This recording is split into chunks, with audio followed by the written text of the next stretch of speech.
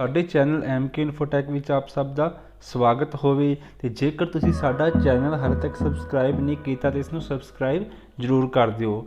ਹਾਂਜੀ ਦੋਸਤੋ, ਜਿਵੇਂ ਕਿ ਤੁਹਾਨੂੰ ਪਤਾ ਹੀ ਹੈ ਜੋ ਕੱਲ੍ਹ ਕੀ ਹੈ ਜੋ ਪੰਜਾਬ ਸਰਕਾਰ ਵੱਲੋਂ ਕੀ ਹੈ ਜੋ ਮੁਲਾਜ਼ਮਾਂ ਨੂੰ ਰੈਗੂਲਰ ਕਰਨ ਵਾਸਤੇ ਇੱਕ ਪਾਲਿਸੀ ਤਿਆਰ ਕੀਤੀ ਗਈ ਹੈ, ਉਸ ਦੇ ਸੰਬੰਧ ਵਿੱਚ ਜੋ ਕਿ ਕਾਫੀ ਮੈਸੇਜ ਆ ਰਹੇ ਸੀਗੇ ਵੀ ਕਿਹੜੇ ਜੋ ਮੁਲਾਜ਼ਮ ਹੈਗੇ ਆ ਰੈਗੂਲਰ ਹੋਣ ਜਾ ਰਹੇ ਆ ਇਹਦੇ ਵਿੱਚ ਅਤੇ ਕਿਹੜੇ ਮੁਲਾਜ਼ਮ ਨਹੀਂ ਰੈਗੂਲਰ ਹੋਣ ਜਾ ਰਹੇ। ਅਤੇ ਇਹਨਾਂ ਦਾ ਜਿਹੜਾ ਕੀ ਹੈ ਕਿ ਇਹ ਰੈਗੂਲਰ ਕਰਨਾ ਆਮ ਜਿਹੜੇ ਅਧਿਆਪਕ ਹੈਗੇ ਜਾਂ ਆਮ ਜਿਹੜੇ ਕਰਮਚਾਰੀ ਹੁੰਦੇ ਆ ਉਸੇ ਤਰ੍ਹਾਂ ਹੀ ਰੈਗੂਲਰ ਹੋਏਗਾ।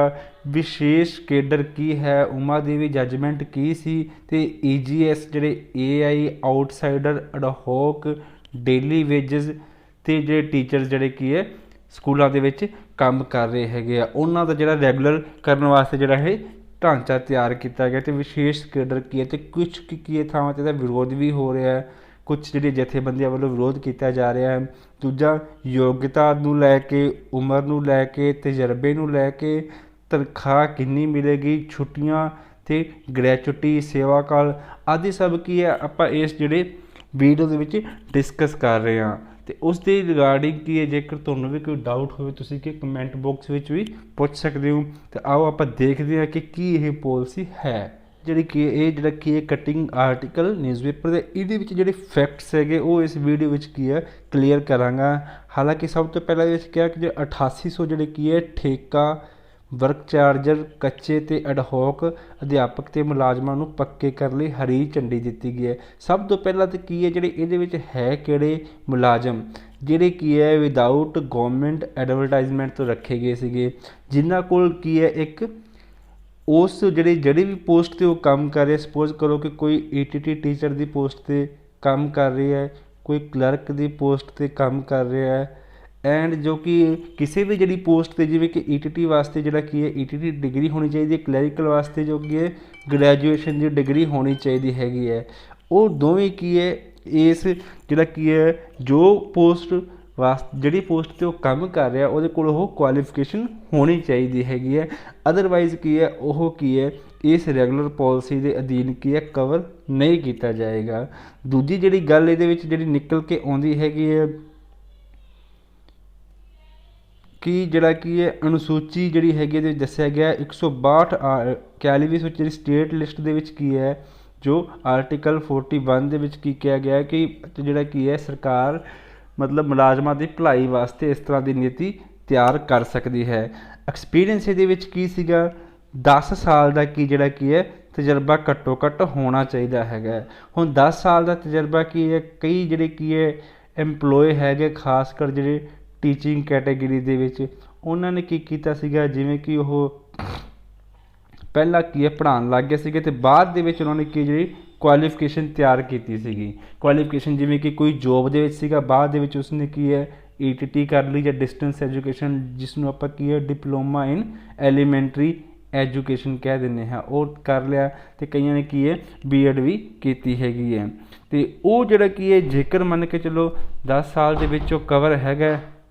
ਏਜ ਦਾ ਕ੍ਰਾਈਟੀਰੀਆ ਕੀ ਰਹੇਗਾ, ਏਜ ਕਿ ਜੋ ਆਮ ਜਿਹੜੇ ਹਾਲਾਤਾਂ ਵਿੱਚ ਜਿਹੜੀ ਆਮ ਤੌਰ 'ਤੇ ਜਿਹੜੀ ਗੌਰਮੈਂਟ ਜੋਬ ਨਿਕਲਦੀ ਹੈ ਤਾਂ ਉਹਦੇ ਵਿੱਚ ਕੀ ਹੁੰਦਾ ਜੋ ਸਰਕਾਰ ਵੱਲੋਂ ਕੀ ਹੈ ਜੋ ਪਾਲਿਸੀ ਦੇ ਤਹਿਤ ਕਿ ਜੋ ਇਹ ਜਨਰਲ ਵਾਸਤੇ 37 ਐਂਡ ਅਦਰ ਕੈਟੇਗਰੀ ਲਈ ਕੀ ਜੋ ਏਜ ਵਾਈਜ਼ ਜੋ ਰਿਲੈਕਸੇਸ਼ਨ ਦਿੱਤੀ ਜਾਂਦੀ ਹੈ।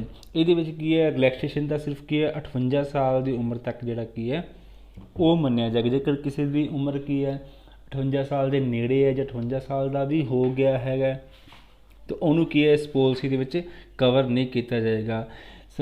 ਕਾਫੀ ਟਾਈਮ ਤੋਂ ਜੋ ਕਿ ਆਪ ਗੌਰਮੈਂਟ ਵੱਲੋਂ ਕੀ ਅੜਚਨ ਆ ਰਹੀ ਸੀ ਕਿਉਂਕਿ ਸੁਪਰੀਮ ਕੋਰਟ ਦੀ ਇੱਕ ਡਾਇਰੈਕਟਿਵ ਸੀਗੀ ਜਿਹੜੀ ਆਪਾਂ ਗੱਲ ਕਰਦੇ ਹਾਂ ਉਮਾ ਦੇਵੀ ਜੱਜਮੈਂਟ ਜੋ ਉਮਾ ਦੇਵੀ ਜੱਜਮੈਂਟ ਸੀਗੀ ਇਹ ਕੀ ਹੈ ਜੋ ਗੁਜਰਾਤ ਸਰਕਾਰ ਦਾ ਜਿਹੜਾ ਕਿ ਇੱਕ ਕੇਸ ਸੀਗਾ ਸੁਪਰੀਮ ਕੋਰਟ 'ਚ ਜਿਹਦੇ ਵਿੱਚ ਕੀ ਗਿਆ ਸੀਗਾ ਕਰਨਾਟਕਾ ਸਰਕਾਰ ਦੇ ਅਗੇਂਸਟ ਸੀਗਾ ਜਿਹਦੇ ਵਿੱਚ ਕੀ ਹੈ ਜਿਨ੍ਹਾਂ ਪੋਸਟਾਂ 'ਤੇ ਕੰਮ ਕਰ ਰਹੇ ਆ ਫਰਜ਼ ਕਰੋ ਕਿਸੇ ਡਿਪਾਰਟਮੈਂਟ ਦੇ ਵਿੱਚ ਕੋਈ ਵੀ ਕਰਮਚਾਰੀ ਆਪਣੀ ਜੋ ਅਫਸਰ ਵੱਲੋਂ ਆਪਣੀ ਵਾਕਫੀਅਤ 'ਤੇ ਰੱਖ ਲਿਆ ਜਾਂਦਾ ਹੈਗਾ ਕਿਸੇ ਪੋਸਟ ਦੇ against without making the advertisement of that post ਕਿ ਉਹਨਾਂ ਜਿਹੜਾ ਕੀ ਹੈ ਮੁਲਾਜ਼ਮਾਂ ਨੂੰ ਜੋ ਕੀ ਹੈ ਰੈਗੂਲਰ ਨਹੀਂ ਕੀਤਾ ਜਾ ਸਕਦਾ।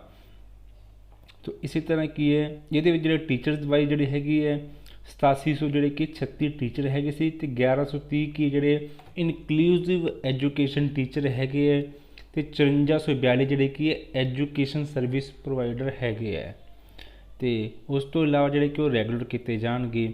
ਤੇ ਇਹ ਜਿਹੜੀ ਪੋਲਿਸੀ ਗਰੁੱਪ ਸੀ ਤੇ ਗਰੁੱਪ ਡੀ ਵਾਸਤੇ ਹੈਗੀ ਹੈ। ਤੇ ਗੱਲ ਕਰੀਏ ਆਪਾਂ ਐਕਸਪੀਰੀਅੰਸ ਦੀ, ਐਕਸਪੀਰੀਅੰਸ ਕੀ ਹੈ ਇਹਦੇ ਵਿੱਚ ਕੀ ਹੈ 10 ਈਅਰਸ ਦਾ ਘੱਟੋ ਘੱਟ ਹੋਣਾ ਚਾਹੀਦਾ। 10 ਈਅਰ ਤੋਂ ਘੱਟ ਜੋ ਵਾਲੇ ਕੀ ਹੈ ਇਹਦੇ ਵਿੱਚ ਕਵਰ ਨਹੀਂ ਹੋਣਗੇ। ਆਈ ਥਿੰਕ 10 ਈਅਰ ਤੋਂ ਘੱਟ ਜਿਨ੍ਹਾਂ ਦਾ ਐਕਸਪੀਰੀਅੰਸ ਹੋਏਗਾ ਉਹ ਇਸ ਕੈਡਰ ਦੇ ਵਿੱਚ ਬਹੁਤ ਘੱਟ ਹੋਣਗੇ, ਕਿਉਂਕਿ ਇਹ ਜਿਹੜੇ ਟੀਚਰ ਹੈਗੇ ਆ 2011 ਦੇ ਵਿੱਚ ਹੀ ਰੱਖੇ ਗਏ ਸੀਗੇ। ਦੈਨ ਕੀ ਹੈ ਟੂ ਪ੍ਰੋਟੈਕਟ ਦੇਅਰ ਇੰਟਰਸਟ, ਇਹਦੇ ਵਿੱਚ ਆ ਪੋਲਿਸੀ ਦਾ ਵੇਰਵਾ ਦੱਸਿਆ ਗਿਆ ਵੀ ਕਿਸ ਤਰ੍ਹਾਂ ਕੀ ਹੈ ਕਵਰ ਕੀਤਾ ਜਾਏਗਾ। ਏਜ ਦੇ ਕੀ ਹੈ ਹੂ ਫੁਲਫਿਲ ਦਾ ਐਲੀਜੀਬਿਲਿਟੀ ਕੰਡੀਸ਼ਨ। ਹੁਣ ਇੱਥੇ ਕੀ ਸਾਰਾ ਪੇਜ ਅੜਦਾ ਹੈ, ਐਲੀਜੀਬਿਲਿਟੀ ਕੰਡੀਸ਼ਨ ਜਿਹੜੀ ਕੀ ਹੈ ਉਹ ਜਿਹੜਾ ਕੀ ਹੈ ਉਹ ਤੁਹਾਨੂੰ ਪਹਿਲਾਂ ਵੀ ਦੱਸ ਚੁੱਕਿਆ, ਉਹ ਪੋਸਟ ਦੇ ਅਕੋਰਡਿੰਗ ਹੋਣਾ ਚਾਹੀਦਾ ਹੈ।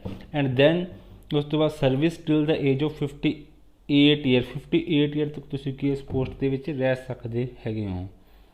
Then under this policy the government has put up precondition for the employee to be regularized. The employee should have worked for continuous period for minimum 10 years ਜਿਹੜਾ ਕਿ ਪੀਰੀਅਡ ਹੋਣਾ ਚਾਹੀਦਾ ਹੈਗਾ।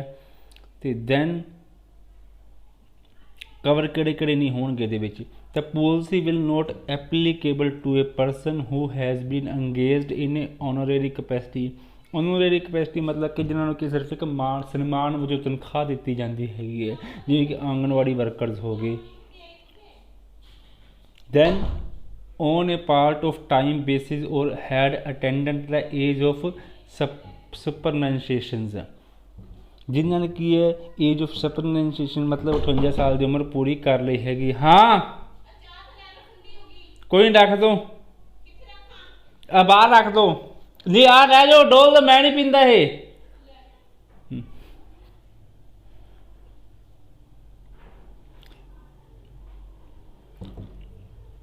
ਤੇ ਜਿਹੜੇ ਕੀ ਹੈ ਉਸ ਤੋਂ ਇਲਾਵਾ ਜੋ ਇਹਦੇ ਵਿੱਚ ਕੀ ਹੈ has not retained by the department or had been engaged on outsource basis.